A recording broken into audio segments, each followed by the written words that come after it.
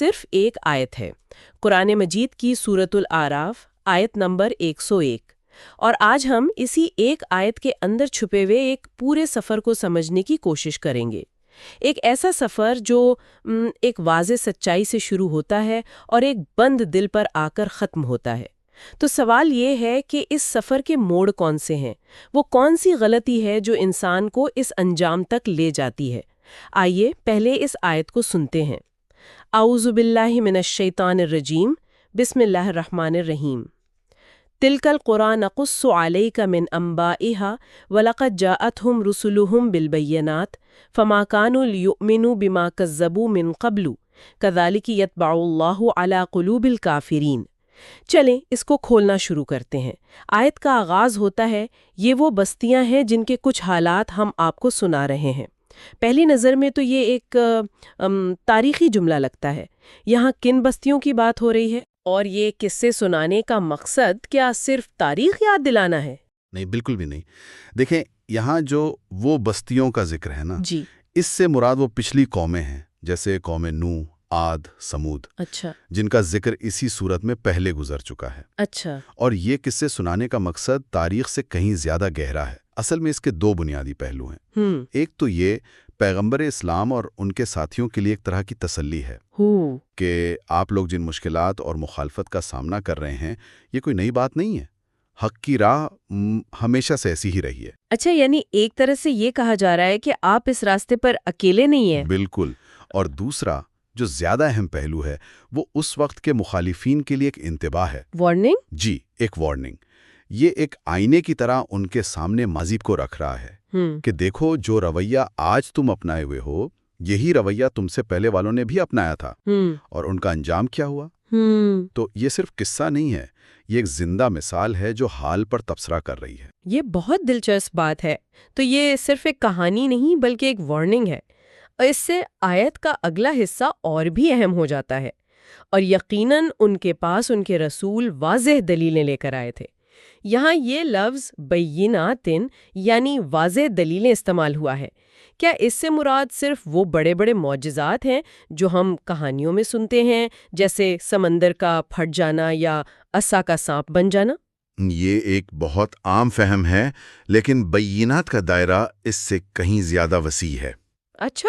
جی، اس کا مطلب ہے ہر وہ چیز جو حق کو بالکل کھول کر واضح کر کے بیان کر دے۔ تو صرف معجزات نہیں؟ نہیں، صرف معجزات نہیں۔ اس میں معجزات بھی شامل ہیں، لیکن اس کے ساتھ ساتھ مضبوط منطقی دلائل، دل کو چھو لینے والی اخلاقی تعلیمات، اور کائنات میں پھیلی ہوئی نشانیاں بھی شاید؟ بالکل، وہ بھی شامل ہیں۔ تو بینات کا مطلب صرف کوئی معجزہ دکھانا نہیں تھا، بلکہ یہ کہنا تھا کہ دیکھو، یہ ہے منطق، یہ ہے اخلاقی دلیل، اور یہ ہے فطرت کی گواہی۔ اب تمہارے پاس یہ کہنے کا کوئی بہانہ نہیں بچا کہ مجھے سمجھ نہیں آیا۔ کیا میں نے صحیح سمجھا؟ آپ نے بالکل صحیح سمجھا۔ اس کا مقصد ہی یہ تھا کہ حجت تمام ہو جائے، یعنی یہ واضح کرنا کہ ان قوموں کا انکار علمی کی وجہ سے نہیں تھا، بلکہ سب کچھ جاننے بوجھنے کے بعد تھا۔ ان کے پاس انکار کا کوئی عقلی اخلاقی جواز باقی نہیں چھوڑا گیا تھا۔ ٹھیک ہے، یہ بات تو واضح ہو گئی کہ ان کے پاس انکار کا کوئی جواز نہیں تھا، جس سے اگلا جملہ اور بھی زیادہ چونکا دینے والا اور عجیب لگتا ہے۔ آیت کہتی ہے، پس وہ ایسے نہ تھے کہ اس چیز پر ایمان لے آتے جسے وہ پہلے جھٹلا چکے تھے۔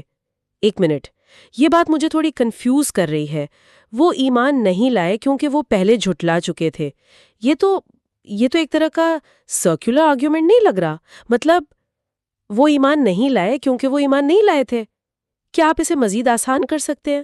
آپ نے بالکل صحیح جگہ پر انگلی رکھی ہے۔ یہ آیت کا سب سے گہرا اور نفسیاتی حصہ ہے۔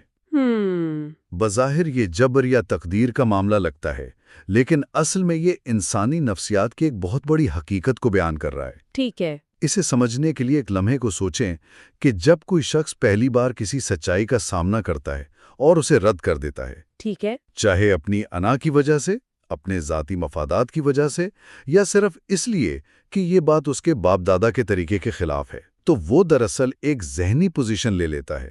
وہ اپنے ذہن میں ایک لکیر کھینچ لیتا ہے۔ ٹھیک ہے۔ اب جب بعد میں اسی سچائی کو ثابت کرنے کے لیے مزید واضح دلائل آتے ہیں جی تو اس شخص کے لیے مسئلہ صرف سچائی کو قبول کرنا نہیں رہتا، اب اسے اپنی پچھلی پوزیشن کو غلط بھی ماننا پڑتا ہے، اسے تسلیم کرنا پڑتا ہے کہ میں غلط تھا۔ اور انسانی انا کے لیے یہ بہت مشکل کام ہے۔ بالکل، یہ آیت اسی نفسیاتی کیفیت کو بیان کر رہی ہے۔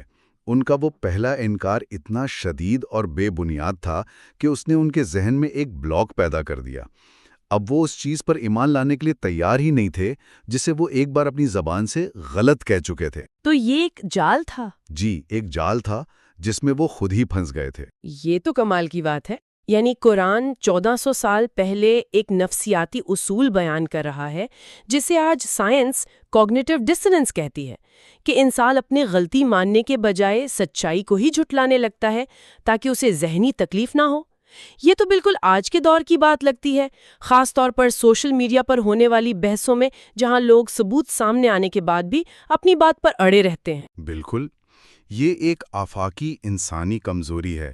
پہلا انکار ایک بیج کی طرح ہوتا ہے، اگر آپ اسے فوراً نکال نہ دیں تو وہ انا اور ضد کے پانی سے ایک پورا درخت بن جاتا ہے جو پھر کسی اور سچائی کو اندر آنے ہی نہیں دیتا، وہ اپنی ہی بنائی ہوئی دیوار میں قید ہو جاتے ہیں۔ اور پھر آیت کا اختتام اس اصول کو ایک حتمی شکل دے دیتا ہے۔ اللہ کافروں کے دلوں پر اسی طرح مہر لگا دیتا ہے۔ یہ ایک بہت ہی سخت اور فیصلہ کن بیان ہے، لیکن یہاں ایک سوال پیدا ہوتا ہے۔ اگر پچھلی قوموں کا انجام بتا کر مخالفین کو خبردار کیا جا رہا ہے، تو پھر آیت کے آخر میں یہ کیوں کہا گیا کہ ان کے دلوں پر مہر لگ چکی ہے؟ اگر مہر لگ ہی چکی ہے تو پھر خبردار کرنے کا کیا فائدہ؟ کیا یہ تضاد نہیں ہے؟ یہ ایک بہت اہم سوال ہے اور اکثر لوگ اس مقام پر الجھن کا شکار ہوتے ہیں۔ دیکھیں، قرآن کے مطابق دل پر مہر لگنا کوئی ایسا عمل نہیں ہے جو اللہ پہلے دن ہی کسی پر زبردستی مسلط کر دیتا ہے۔ اچھا؟ جی نہیں، یہ ایک پروسیس کا آخری مرحلہ ہے۔ یہ انسان کے اپنے انتخاب اور اعمال کا ایک منطقی نتیجہ ہے۔ مطلب یہ اچانک نہیں ہوتا بلکہ بتدریج ہوتا ہے؟ جی بالکل، اسے ایسے سمجھیں جیسے آپ کی آنکھوں پر دھول کی تہ جمتی جائے۔ پہلی بار انکار کیا تو ایک ہلکی سی گرد آئی، دوسری بار کیا تو تہ کچھ موٹی ہو گئی۔ آپ مسلسل انکار کرتے رہے اور اس گرد کو صاف کرنے کے بجائے اس پر اور مٹی ڈالتے گئے۔ آخرکار ایک وقت آتا ہے جب تہ اتنی موٹی ہو جاتی ہے کہ روشنی اندر جا ہی نہیں سکتی۔ اچھا، دل کی مہر لگنا یہی کیفیت ہے۔ یہ کوئی تالا نہیں جو اللہ نے باہر سے لگایا، یہ وہ گرد ہے جو انسان نے اپنے اعمال سے خود اندر جمائی ہے۔ یہ اللہ کے بنائے ہوئے ایک قانون فطرت یعنی سنت اللہ کے تحت ہوتا ہے۔ تو یہ ایک پوائنٹ آف نو ریٹرن کی طرح ہے، ایک ایسی حد جس سے پار کرنے کے بعد واپسی کا راستہ بند ہو جاتا ہے، لیکن اس حد تک انسان خود چل کر جاتا ہے۔ بالکل، اللہ اس پر زبردستی نہیں کرتا بلکہ اس کے کیے ہوئے انتخاب کی تصدیق کر دیتا ہے۔ آپ نے اسے بہترین طریقے سے بیان کیا ہے۔ یہ ایک فطری قانون کا نفاذ ہے۔ جب کوئی شخص مسلسل سچائی کا مذاق اڑاتا ہے، تکبر کرتا ہے اور واضح نشانیوں سے منہ موڑتا ہے تو وہ آہستہ آہستہ اپنے دل کی حساسیت کھو دیتا ہے۔ اس کا ضمیر مردہ ہو جاتا ہے۔ جی، اس کا دل سچ اور جھوٹ میں تمیز کرنے کی صلاحیت سے محروم ہو جاتا ہے۔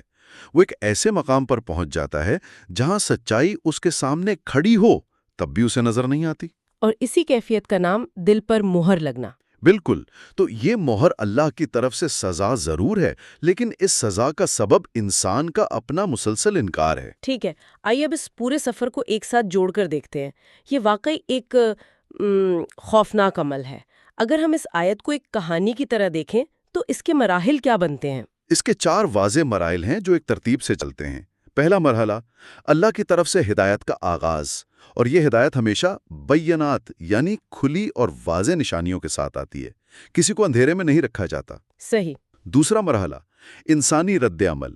لوگ اپنی انا، ضد، سماجی دباؤ یا پرانی روایات کی وجہ سے اس واضح ہدایت کو پہلی بار میں جھٹلا دیتے ہیں۔ وہ پہلا انکار۔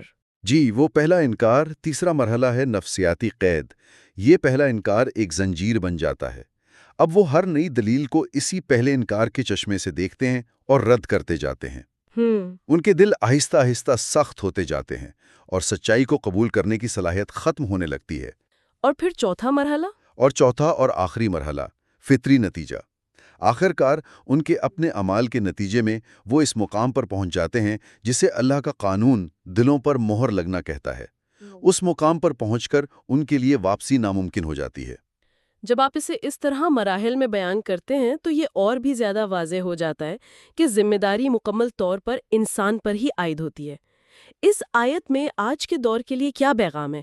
ظاہر ہے یہ صرف پرانی قوموں کی کہانی تو نہیں ہو سکتی۔ نہیں، بالکل نہیں۔ اس میں آج کے انسان کے لیے بہت بڑا سبق ہے۔ یہ آیت ہمیں فکری اور عزمی عاجزی سکھاتی ہے۔ یہ کہتی ہے کہ اپنے ذہن اور دل کے دروازے ہمیشہ کھلے رکھو۔ کبھی بھی اپنی انا، اپنے سیاسی تعصبات، اپنی پسندیدہ شخصیت یا اپنے پرانے خیالات کو سچائی کے راستے میں رکاوٹ مت بننے دو۔ یہ آیت خبردار کرتی ہے کہ اگر آپ نے ایک بار کسی سچ کو بغیر کسی ٹھوس دلیل کے صرف اپنی ضد کی وجہ سے جھٹلا دیا تو آپ ایک ایسے نفسیاتی جال میں پھنس سکتے ہیں جہاں سے نکلنا بہت مشکل ہو جائے گا۔ واقعی یہ ایک آیت اپنے اندر کتنی گہری حکمت سمیٹے ہوئے ہے۔ آج ہم نے سورۃ الاعراف کی اس ایک آیت پر غور کیا اور دیکھا کہ کس طرح گزری ہوئی قوموں کے قصوں سے لے کر انسانی نفسیات کے گہرے اصولوں تک اور ہدایت و گمراہی کے الہی قانون تک اس میں کتنے گہرے اسباق پوشیدہ ہیں۔ یہ صرف ایک تاریخی بیان نہیں بلکہ ہر دور کے انسان کے لیے ایک آئینہ ہے۔ بالکل، اور اسی نقطے پر سامعین کے لیے ایک سوال چھوڑ کر جاتے ہیں۔ آیت میں ذکر ہے کہ واضح دلیلیں جھٹلانے کے بعد دلوں پر مہر لگتی ہے۔ آج کے اس انفارمیشن کے دور میں جہاں ہر طرف معلومات کا طوفان ہے، سچ اور جھوٹ آپس میں بری طرح ملے ہوئے ہیں۔ جی، اور ہر کوئی اپنے سچ پر قائم ہے۔ بالکل۔ تو ہمارے لیے واضح دلیل یا بیانات کیا ہو سکتی ہیں؟ اور اس سے بھی اہم سوال یہ ہے کہ آج کا انسان اپنے دل کو سچائی کے لیے کھلا کیسے رکھ سکتا ہے تاکہ وہ اس نفسیاتی جال میں نہ پھنسے کہ کسی چیز کو صرف اس لیے جھٹلاتا رہے کہ وہ اسے پہلے بھی جھٹلا چکا تھا۔